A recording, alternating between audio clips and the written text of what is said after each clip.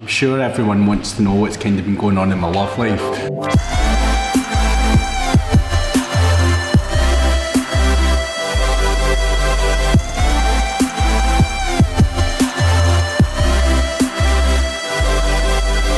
There's been highs, there's been lows, real lows actually. So I just kind of wanted to kind of touch on everything that I've been up to since then. So we're winding back 4 years, 2019. I came off the show after being on there for a full 9 weeks. And when I came off, it was the most surreal experience. So I always kind of talk about this. You walk through the airport when you're going on to Love Island. You just walk through like absolutely normal, no problem at all, just as you would walk through the airport. And then when you walk back out, everyone knows who you are. And you've got to remember that you go through the same airport on the way back as the same people go through for Magaluf, and it's peak summer. So it's pretty crazy. So you've got security with you, people are grabbing you, Anton, we love you, taking photos. It's just a madness. So we landed back in the UK, and then I'd found out about all the work that I'd had booked in by my management. So I kind of had like a pre-agreement with them, because basically Love Island kind of came about a long time prior to me going on in 2019. 2016, I got this idea to bring out a kids exercise DVD. The management company that I contacted about doing it, they were like, look, you can't really do this unless you're somebody. And in 2016, I was building up my business. I wasn't interested in reality TV. But as the years started to go on, this management kept contacting me about doing certain shows. And I was never interested in doing it. But then 2019 came about. I became single on Facebook, and this management were like, look, do you want to do Love Island? And I was like, well, why not? I've just become single. I may as well try it. So we went through the audition phases, obviously got the show, and then like I says, we came off the show to a lot of work. But the agreement kind of was with this management, they didn't want to sign me. They were just like, look, if you do well in the show, we'll sign you, we'll obviously back up work for you, and then when you come off you can sign the contract. They didn't want to really take the risk in case I went on and was a dickhead basically. So the main thing for me that we went into was the PA tour, so your personal appearances. So I had 86 personal appearances booked in 90 days. You're travelling up and down the country in nightclubs. You'd go for an hour, take your photos with your fans effectively, and yeah, get paid for the honours of doing that. So it was a crazy time, but it was a tough time as well, because I was this fitness guy, and then you're in nightclubs every single night, you know, drinking most of the nights as well, so your lifestyle completely changes a lot. It was just madness. Imagine going from just being a normal guy from Scotland, basically lived on a farm, to then having all these people screaming for you every single night. And there was events as well. The events were pretty cool. Like, you got invited to one of the ones that's a key in my mind is there was a JD event that Anthony Joshua, it was basically his event, so we got to meet him. We got to go to an after party with Anthony Joshua at the time. It was just after he won his belt back after losing it, so that was pretty cool, meeting Anthony Joshua. And then Craig David, of course. During the PA tour, there was a few days break I had in between, and Craig David invited me out to Ibiza Rocks for his TS5 pool party, and he ended up pulling me up on stage, and that was just so surreal. If you watched Love Island last time, which I assume if you're watching this video you would have, Craig David came in to the villa, and I am a massive Craig David fan, and that was just an amazing experience for me in the villa. He then loved my reaction from when I was in the villa, and obviously there was all the hype about how I cried and everything like that, so he invited me to his TS5 pool party and ended up pulling me up on stage. So yeah, that was cool, because I was in the VIP bit, which was up the top, and down the bottom he was on stage and he was singing. He kept looking up at me, and then he just said, come down like this. So you can imagine at this time we're at like our height of fame almost, and we go down, everyone's like grabbing me, pulling me, but they're letting me walk through the crowd to this front of the stage. And I got to the front of the stage and Craig David just sort of was singing his song and he was just going like 1 minute, 1 minute. And I'm thinking, what was he going to do? And he spun another record and he pulled me on stage, and the IB for Rocks was just going off. And it was so cool because like the year before, I was literally at that concert, the same thing, at that party I should say. And I'm looking up, like screaming Craig David's name, like Craig, like a total fangirl. And then the year later, I'm on stage with him. So, I mean, as you can see just by these 2 short stories that I've told you already, life completely changed. Then from there, I launched my own fitness app with a company. To be honest, it went really, really well, but me and the company just ended up having a fallout because with fitness, I'm so precise with the way I wanted to do things, and they almost just wanted to bring me in as a face of the company and not have much say in the back end, and I just couldn't do that. Fitness is my passion, that's what I've done my whole life, and I don't think they liked me being as involved as I was, even though it was my app. So we had a fallout, and after about 3 months we just kind of cut that. So that was unfortunate because we were onto something good with that. Oh, then I filmed the celebrity dinner date. That was quite an interesting experience.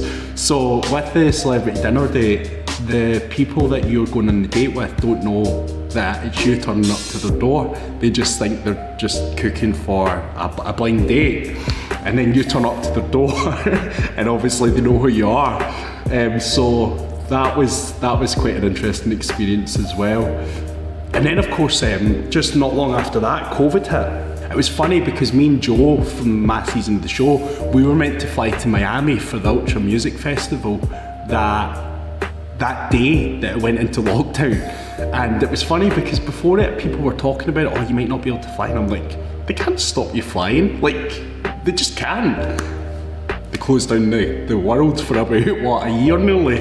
That was quite a tough time as it was for everyone, because you went from having all this work, and all our work at that stage was events, PAs, etc. So the world's closed down, so we were effectively out of work during that period, which just allowed me to kind of go into lockdown a little bit here back at the ranch, which is great because I had my gym, so I was very fortunate. It allowed me to get my body back in shape, because ultimately after the PA tour, I kind of let myself go a little bit, and as I did in Love Island the last time around, which hopefully I won't do this time around because I've worked hard to get in shape for it. So yeah, I just focused on really developing the Candid crew, which is my kids' fitness app, fitness and wellness app. So we were just doing a lot of work hours in the office, just working on that. That again, what's that, nearly 4 years ago now, and we're still working on that. That's how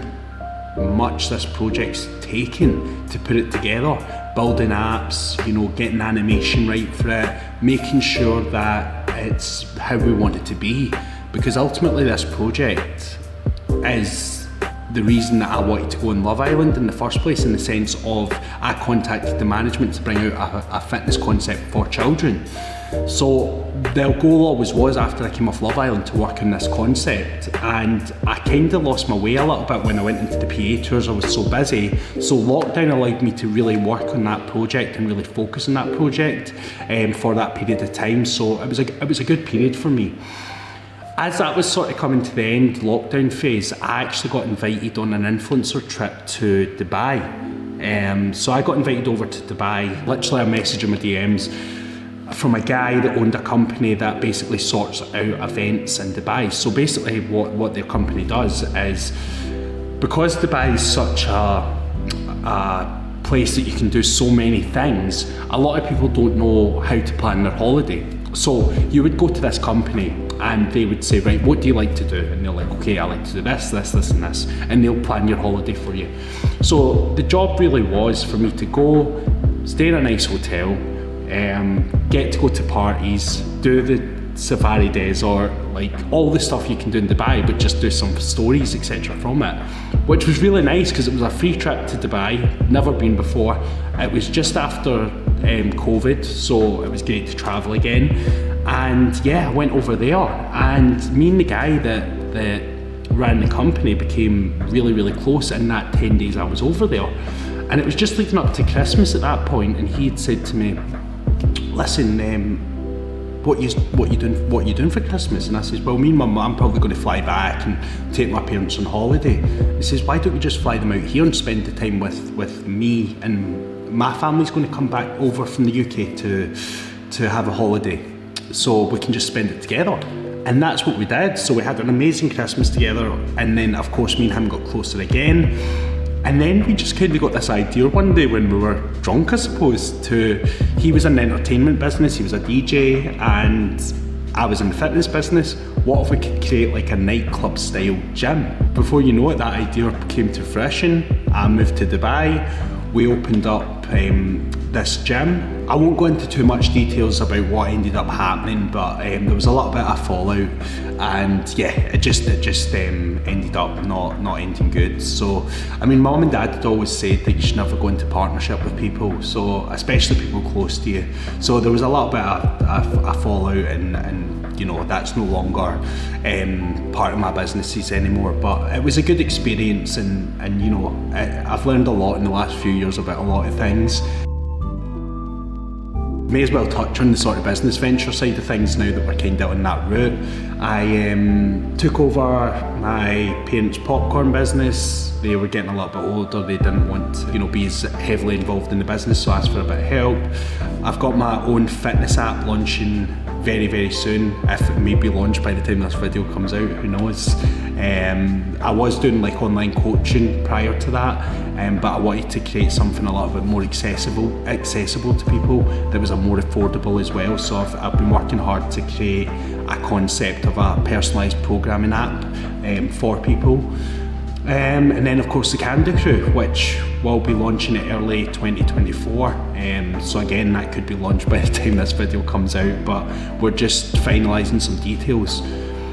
That's been an interesting project, and I mean that's been like 6, 7, 8 years in the making, that project, and it's only now just coming to fruition. So it just shows you, and I've been close to giving up on it a lot of times, but there's something inside me that just tells me to keep going with it, and I really believe in the project, and I'm passionate about helping kids. So yeah, we're continuing on with that project as well.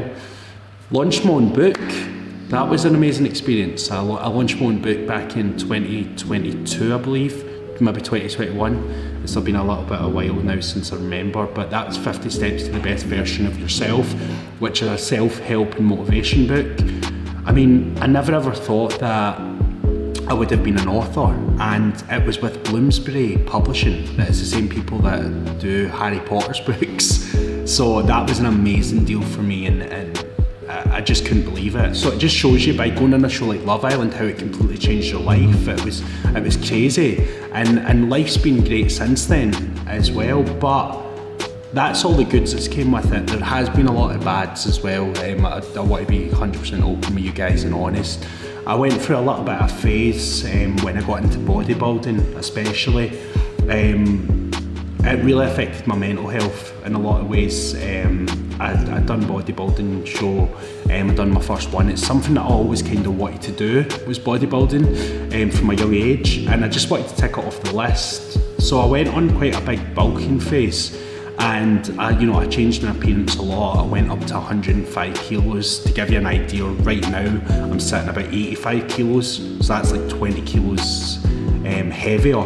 So yeah, I mean, I got a lot of shit online about that, and a lot of hate, and it was a hard period. When I came off the back end of the bodybuilding show, I then kind of went into a phase where, because I was restricted for so long, I'd done the complete opposite. Went over to Marbella for the summer there, was drinking a lot, was partying a lot, and I just wasn't really myself, and I was probably at an all-time low. When I turned 29, I kind of made a promise to myself that I was going to give 100% every single day until I was 30. And since that moment, I had that sort of thought. I have, like, Paul, you can vouch for that. I'm in the office at 2-3 o'clock most mornings. I work through to about 10 o'clock at night. I'm back eating the way I should be eating, training the way I should be training, and yeah, just back to myself, actually a better version of myself than I've ever been, which is amazing. So yeah, I mean, as much as there's all the goods that came from the show, I had my down points as well, which, by the way, has nothing to do with the show. It was just to do with life. I mean, that's a 4 or 5 year period. If you look at your own 4 or 5 year period, you must have had some downs within that point as well. So it's got nothing to do with the show. It's just to do with where I was at and what I was going through in my life at the time. But yeah, that's kind of everything that I've kind of done, other than, of course, my documentary. I got to present a documentary with the BBC on body shame. So it was all about males' perception of their own body image. So I went up and down Scotland interviewing young men about how they felt people like myself made them feel about their own bodies by the images they see online. So they see pictures of me on Instagram looking ripped. How does that make them feel? Does that add more pressure to them? And that was quite an eye-opening experience for me, and it's definitely made me reassess at what I post online. Because ultimately, I always thought I was motivating and inspiring these young people with putting a body photo up or putting workout videos up. But what that can actually do is make people feel like, why do I not look like that? Why do I not feel like that? And yeah, so whenever I post things now, I always put more context around it. And to be honest, I don't post as much body photos or anything like that anymore, because I did take that quite serious, that I could be impacting younger people in a negative way. Obviously, each person takes things how they want to take it. Some will take it as motivation, some won't. But I've been very, very conscious of what I've been posting. Yeah, so I think that's pretty much up to date. I think that's pretty much everything in the last 3 years. Suppose we can touch on relationships. I'm sure everyone wants to know what's kind of been going on in my love life. The truth is, not a lot really.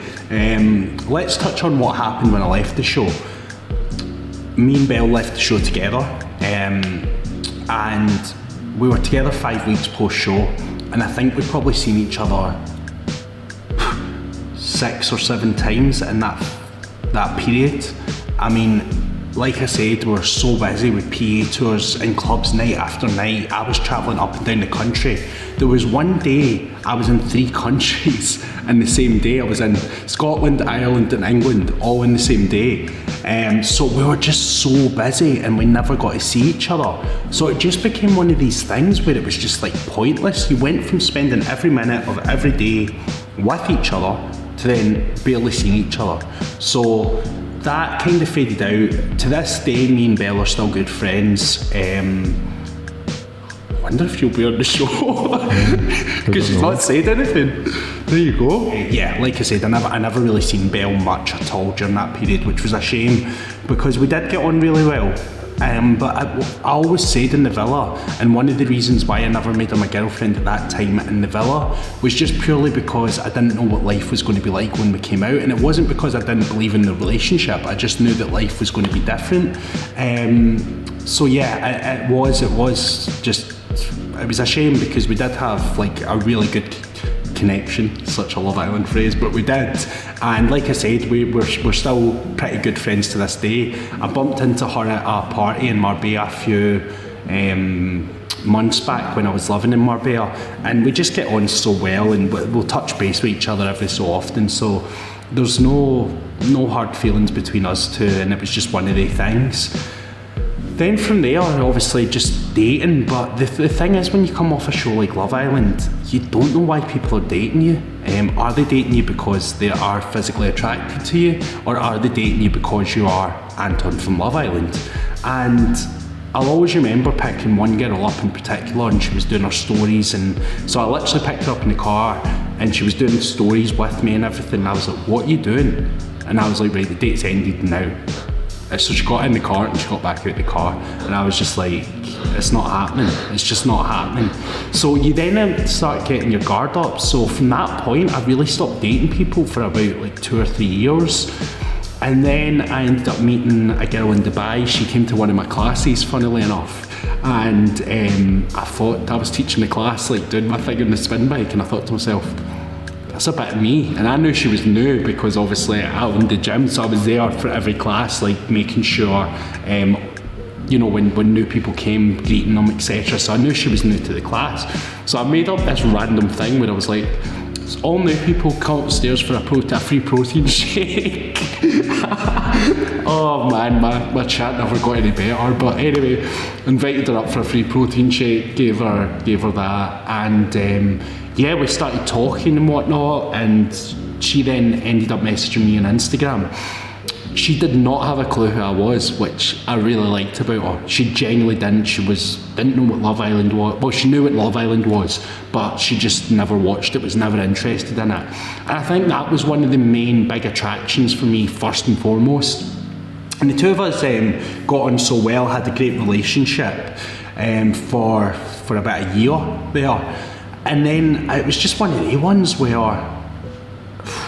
I don't even know, you know, you get to a stage where you just know something's not right, and it felt more like a friendship rather than a relationship to me especially, and I just couldn't keep it going anymore. So we ended up splitting up, and again, we've stayed on very, very good terms. We're very good friends. We speak every other day, and so that's cool. I'm really glad I didn't lose that as a friendship, but as of a relationship, it was, yeah, it just got to the stage. I think we've all had the types of relationships where it just kind of can feel a bit more like a friend than a physical side of the relationship. So that was that, and since then, that was back in the summertime. I came back to Scotland, and I've literally not even spoke to any girl, not entertained anyone.